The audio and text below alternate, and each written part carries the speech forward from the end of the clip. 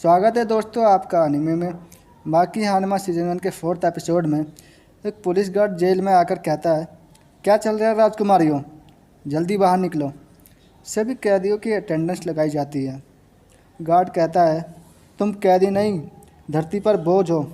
याद रखो, अगर बात करते पकड़े गए तो सीधा गोली मार दी जाएगी। और फिर मिस्टर सेकंड आराम से उबासी लेते हुए घूम रहा है और एक गार्ड की सिगरेट निकालकर पीने लगता है। बाकी हैरान हो जाता है। मिस्टर सेकंड कैदी से पूछता है, नाश्ता में क्या बना है? वो बोलता है, चिकन और सब्जियां सर। इतने में गार्ड उस कैदी को एक घूंसा मारता है और बात करने को मना करता है। वही मिस्टर सेकंड कहता है, हद है यार, जानते हो ना सब्जियां मुझे नहीं पसंद। उसे जेल में मिस्टर सेकंड को सभी ने ऐसे इग्नोर किया जैसे वो था ही नहीं।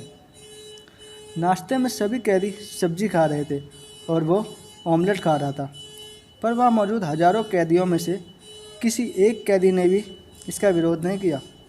फिर मिस्टर सेकंड एक गार्ड से कहता है, नई पिस्तौल मिली है क्या? पहले तेरे पास रिवॉल्वर होती थी, अब ऑटोमेटिक गन।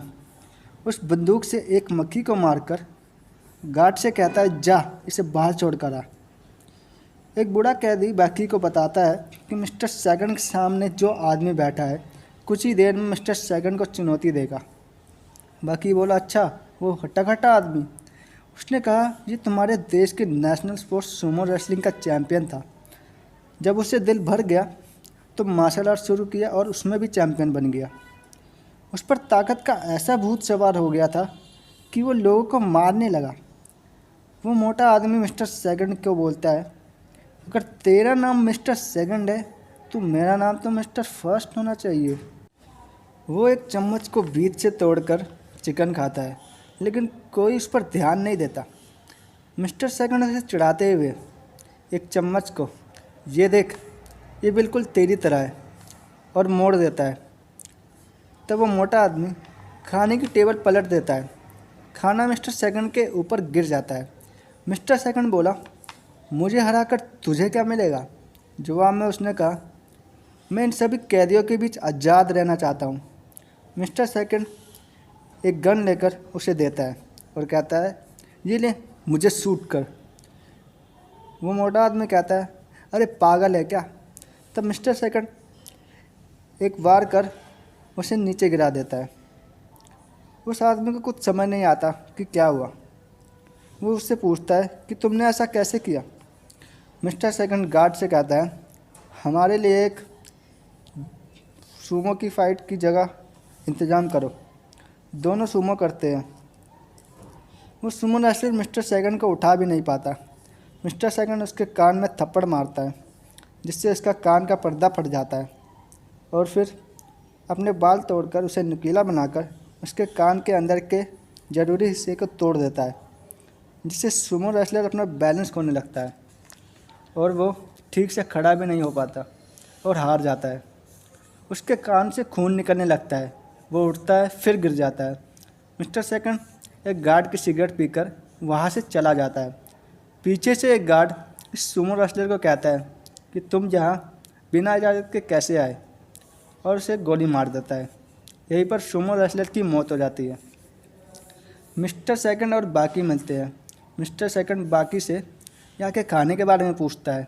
बाकी कहता है, मुझे लगा तुम सेकंड बेस्ट फाइटर हो, पर यह सच नहीं है। मिस्टर सेकंड कहता है, हाँ, सेकंड मतलब सेकंड जनरेशन, मिस्टर अनचेंड का सेकंड जनरेशन। वो कहता है, मिस्टर ओलिवा का वक्त अब धीरे धीरे ख़त्म हो रहा है। वो और जॉर्ज बुश एक ही तरीके के हैं। दोनों चीज़ें हासिल करने के लिए अपनी ताकत का इस्तेमाल करते हैं। आखिर दोनों अमेरिकन जो ठहरे। बाकी कहता है, तो क्या तुम अमेरिकन नहीं हो? एक गार्ड बाकी को छड़ी से मारने आता है, लेकिन अचानक वो छड़ी बाकी के हाथ में आ जाती है। वो छड़ी को खिलौने की तरह मोड़ देता है। गार्ड बाकी को बंदूकों से घेर लेते हैं और कोठरी में बंद कर देते हैं। वहाँ खाने का समय होता है। गेट खुलता है और एक कैदी बाकी के लिए खाना लेकर आता है। वो बाकी को अपने हाथों से बंद खिलाता है, क्योंकि बाकी के हाथ पीछे से लॉक थे। वो कैदी कहता है तुमने अपने पहले दिन इन लोगों से पंगा ले लिया। बाकी कहता है मुझे मिस्टर सेकंड के बारे में जानना है। कैदी बताता है कि वो एक देश का प्रेसिडेंट है। बाकी हैरान हो जाता है। कैदी कहता है उस देश का नाम शायद ही किसी ने सुना होगा। उस टापू पर कोई आता जाता नहीं था। वहाँ केवल 20,000 लोग ही रहते हैं। कैदी उसका नाम बताता है जून गिवारू। जून का मतलब होता है पवित्र।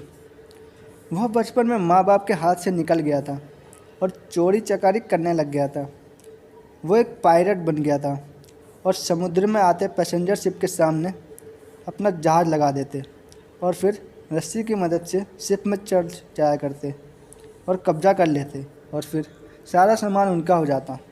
जब गिवारू 17 साल का हुआ उसने देखा कि टापू पर अमीर लोग आते और वहाँ के गरीब निवासियों पर जुल्म किया करते। उसने देखा टापू के सभी लोग एक दूसरे की मदद कर रहे हैं। अमीरों ने उनका ज़मीर, उनकी सभ्यता सब उनसे छीन ली। तभी गिवारू ने फैसला किया कि वह उन्हें आज़ादी दिलाकर ही रहेगा। बचपन में गिवारू ने अपने दादाजी से मार्शल आर्ट्स की ट्रेनिंग ली थी। वह अपने साथियों को कभी मार्शल आर्ट्स सिखाने लगा। उसने उसे हथियार त्यागने को कहा। उसने उन्हें ऐसे ट्रेन किया कि वो बिना हथियार से किसी का भी मुकाबला कर सकते थे, चाहे कोई निहत्था है हथियार के साथ आए या गन के साथ आए। ट्रेनिंग के वक्त भी कई लोगों की अपनी जान गंवाई और किसी ने भी हार नहीं मानी। तब गिवारू ने आखिरकार अपनी निशस्त्र सेना खड़ी कर दी, एक ऐसी सेना जिसे मौत का डर नहीं था। फिर एक दिन गिवारू ने आज़ादी का ऐलान कर दिया, लेकिन अमेरिका के प्रेसिडेंट जॉर्ज बुश को ये सब पसंद नहीं आया। जॉर्ज बुश कहता है उस आइलैंड ने नाक पर दम कर रखा है, जाओ उस आइलैंड पर लड़ाकू जहाज़ भेजो और अगर कोई विरोध करे तो उस पर बम गिरा दो। तभी एक सदस्य कहता है कि वो प्रेसिडेंट के सहमत नहीं है। अगर कोई देश आज़ादी मांग रहा है तो उसे आज़ादी दे देनी चाहिए। प्रेसिडेंट कहता है अच्छा बनने का नाटक मत करो, दुनिया पर राज है हमारा, फिर हम इन विरोधियों से डर के पीछे कैसे हटें। तब दूसरा सदस्य कहता है हम वहाँ मिलिट्री भेज देंगे और कहेंगे उन टापू के लोगों से अमेरिका को खतरा है। तभी मिनिस्टर आर्मी को भेजने के बारे में बोलते हैं। तभी एक आदमी प्रेसिडेंट के कंधों पर हाथ रखता है, जो कि गिवारू का ही आदमी होता है। सभी मिनिस्टर उसे देख डर जाते हैं। वो कहता है सभी अपने हथियार फेंक दो और दीवार की तरफ सिर करके खड़े हो जाओ, नहीं तो प्रेसिडेंट की गर्दन 360 डिग्री घुमा देगा। वो कहता है उन्हें अपने टापू की आज़ादी चाहिए। तब वो प्रेसिडेंट को वो वीडियो दिखाता है जिसमें गिवारू प्रेसिडेंट के घर में होता है। गिवारू प्रेसिडेंट के बीवी बच्चे के साथ होता है।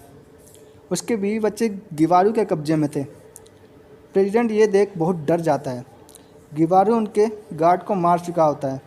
गिवारू कहता है दूसरों के घर उड़ाते हुए हम ये भूल जाते हैं कि हमारा भी एक प्यारा सा परिवार है। गिवारू का आदमी बोलता है प्रेसिडेंट आपने जो कुछ देखा अभी वो सब लाइव था। डरा हुआ प्रेसिडेंट उससे कहता है कि तुम्हें क्या चाहिए। वो कहता है हमें अपनी देश की आज़ादी चाहिए। इस तरह गिवारू के देश को आज़ादी मिल जाती है। बाकी पूछता है देश को आज़ाद करने के बाद जेल में कैसे पहुंचा। कैदी बताता है जैसे तुम पहुंचे। वह अमेरिका के सबसे महान फाइटर बिस्कुट ओलिवा से लड़ने आया है, जिसके पास अमेरिका के प्रेसिडेंट जॉर्ज बुश से भी ज़्यादा ताकत है। वह प्रेसिडेंट के रास्ते का सबसे बड़ा कांटा है। इसका फ़ायदा उठाकर गिवारू से अपनी जगह दिखाना चाहता है। वो कहता है यह हजारों ऐसे मुजरिम हैं जो ओलिवा से लड़ना चाहते हैं, तुम अकेले नहीं हो। बाकी यहीं पर यह एपिसोड ख़त्म हो जाता है।